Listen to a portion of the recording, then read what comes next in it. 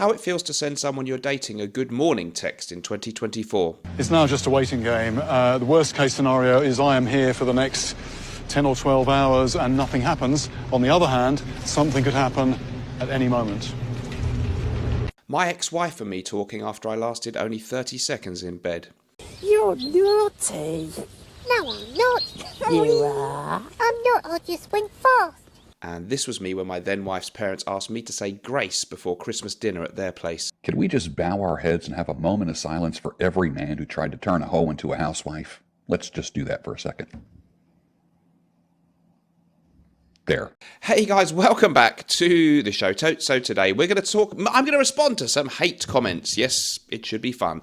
Before we do that, don't forget we have a great sale going on at Norton & Wilson at the moment. The code Valentines20 gets you 20% off all of our Norton & Wilson fragrances, including Bon Viveur, the fantastic citrus-leaning chypre fragrance from our great perfumer, John Stevens. Sadly, this one currently out of stock in the UK. We will try and fix that soon, but 20% off across the site there with the code Valentines20.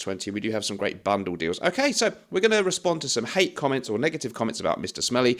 I will give you one great fragrance suggestion too in a couple of minutes as well, so hang in if you'd like a fragrance suggestion from me for the autumn time.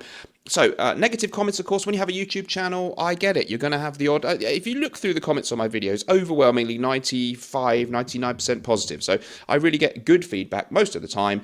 And so, yeah, it's not to say that it's all about getting hate when you make a YouTube channel on YouTube. You mostly get positive feedback. And I am a very thick-skinned person. It really doesn't bother me that much. I don't think that these people are necessarily terrible human beings. You know, I'm not going to say derogatory things about them living in their mother's basement or anything. You know, who knows who they are? They might be successful people.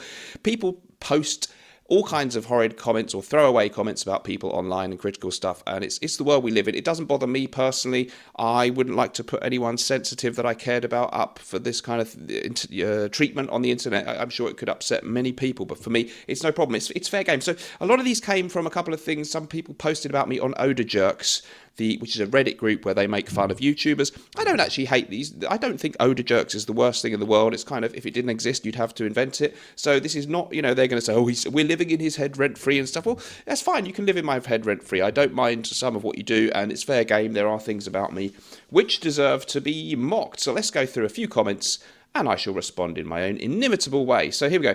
One was from somebody called M. Kuzmik, and on the recent post there, it was a post about my video when I can't remember what I was talking about specifically, Valentine's fragrances, or what, I can't remember what it was actually, but they were sort of complaining that I plugged my own brand quite a lot in the video or something like that. Okay, so he says, sorry mate, but I liked you better when you weren't such a shill. At least you're better than... fragrance reviewer's name, who I won't mention, I guess. Okay, so yeah, he says I'm a shill. This is an interesting one. So I'll come back to that actually. So yeah, that comment is okay. It's actually got mildly positive. He said he liked me better before and says I'm better than someone else who he thinks is a shill.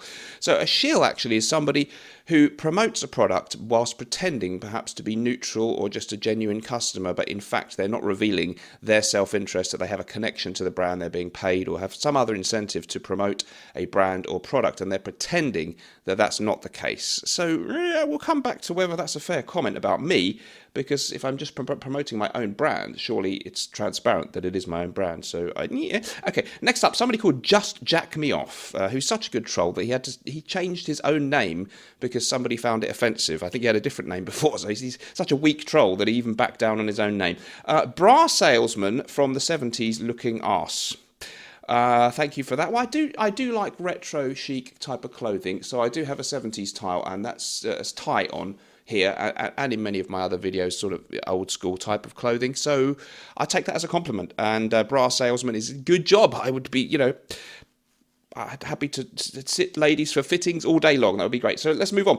Eastern Pattern, 1997. How many ringgits for a liver transplant? Okay, let's explain this one. So ringgits is the Malaysian currency. And when I do the live streams, which I haven't been doing as much, I do get some ringgits from people in Malaysia. Some with one particular great friend of the channel and commenter in the live chat often super chats me a few ringgits, which I really, really appreciate. So they were sort of taking the piss out of me because the ringgit has gone down in value value or something.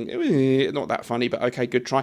But it's a 2-for-1 here, because he also says I'll be using them for a liver transplant. So they've noticed that I am fond of a drink. So that's quite a good one. I like that one. The liver, I mean, they've seen that on the live streams I do have a drink or several sometimes. I have been mildly sloshed on the live streams, not so much recently at all.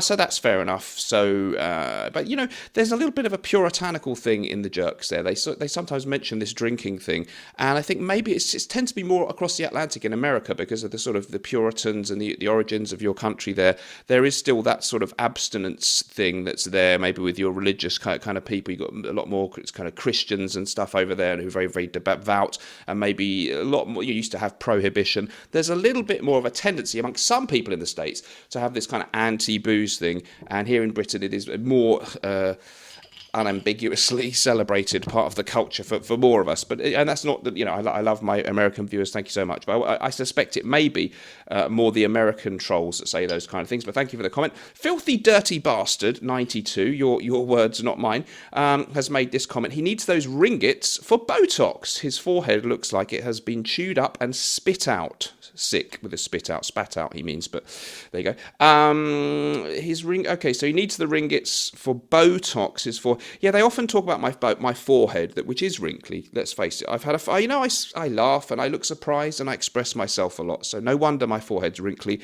Fine, if that's the worst thing you can get me for.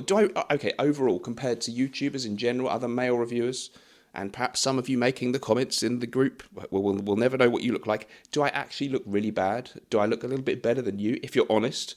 Come on, guys. I don't look that bad. Okay, I've got some wrinkles. Big deal. No problem, but thanks for the comment. Okay, moving on.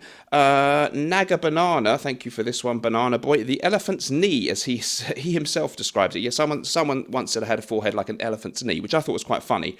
It was more witty than the one above there, so thank you. And Stunning Drive 4692, that forehead looks worse than the cracked pavement on my carport. Good one, thank you. I've heard more amusing quips than that in my time, but thanks for the comment. I appreciate that. Okay, Visual Adeptness 502. Last time I checked, Mr. Smelly still lives at his parents' home, yet has 4 to 5 of his own scents for sale worldwide. We have 4 fragrances here, and you can check them out at nortonandwilson.com. Thanks for bringing that up. Code Valentine's20 gets you 20% off currently across the site. Last time I checked, so how did you check where I live? That must have been, how do you do that? So I still live at my parents' home. One of them's dead, but I guess there could still be a home that once belonged to them both, so that you could be right. But as it happens, I don't. But thank you for the comment. I really appreciate it. What's wrong with many people in this tough world that we live in? You know, there's a lot of people struggling economically. So some people do have to live with their parents into their adult years. And that's a really sad state of affairs. So I hope you're not mocking economically disadvantaged people. As it happens, I'm fortunate enough to live on my own. But thank you for your concern. Let's move on. We've now those weren't that good, to be honest with you. A scent recommendation for you, Jules 2016. Love this. It seems to be now hard to find. It's kind of reissued. It was a 1980 fragrance, an aromatic green. Current note listing for this version, the reissue, is galbanum herbal notes, cyclamen, hedione, black pepper, fir, leather, and cedar. And is a wonderful, bitter, green, gentlemanly fragrance. It really is classy, green and woody. You get that bitterness, that bitter greenness of the galbanum. Very, very grown-up stuff. And if you're looking for a really sort of nice, fresh-leaning 80s powerhouse vibe, this is an excellent choice. A little bit less brutish than things like Polo Green from 1978 and Koros from Yves Saint Laurent. Really charming and well worth checking out. If you can find a reasonably priced bottle. I'm not sure what happened with the availability or if it's actually discontinued. Now someone who sends me emails, and at least these are more creative than the primitive people. They're very basic people. They're not very witty on odor jerks generally, so I'm just being honest. Dr. Bulovich, so he's emailed me this, sends me some really hilarious stuff. The title of this one is A Dream of Kings. This is good trolling. I had a brilliant dream last night. You was on a barge, enjoying life. You were so excited by the sights, you didn't notice the low bridge approaching. The barge went, you see, and the bridge took your head clean off. Your head rolled off the barge into the water. A couple of teeth dropped onto the deck before the head hit the water. A shoal of fish quickly followed the head and started feeding on it. Then a swan started pecking at the eyeballs. Within a few minutes, the head sunk to the bottom of the water. It was a great dream, much kindness. Now that's good. I like that. That's brilliant creative writing, and he sent me much more horrific things I can't repeat.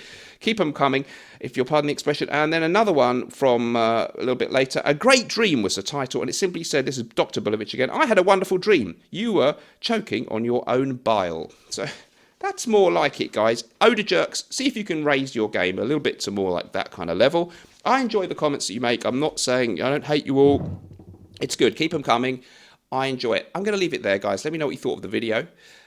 Check out Dior Jules. And remember, whatever we're doing in life, let's project it. Although life sometimes it really, really can stink, we at least can always smell good. Oh, one last thing. My watch of the day is a Rolex. 1963 Rolex, date just. And it's the engine-turned bezel. Slightly different to a fluted bezel. And it's the 1603 model reference, which I'll overdub a little bit of a clip so you can get a proper view. I really love this just for a classic. If you had one watch only, that would be a great choice. I do love vintage things, as I am one myself. We'll see you in the next video. Bye-bye.